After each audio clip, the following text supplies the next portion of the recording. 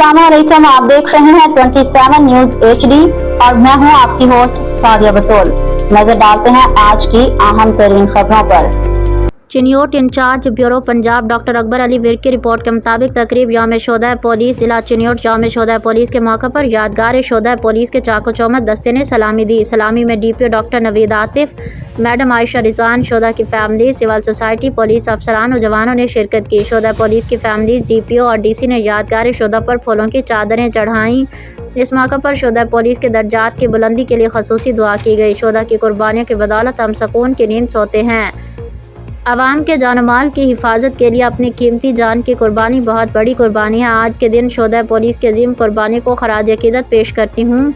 Police के जवान दहशतगर्दी, जराइम पेश अनासर के बीकनी के लिए हम वक्त सीना सुपर हैं। मुल्क व कौम की हिफाजत के लिए पुलिस आइंदा भी किसी कुर्बानी से दरेग नहीं करेगी।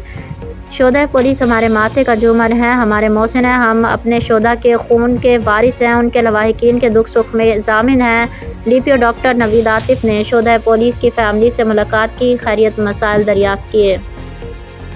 मज़ीद खबरों और अपडेट्स के लिए देखते रहिए 27 न्यूज HD।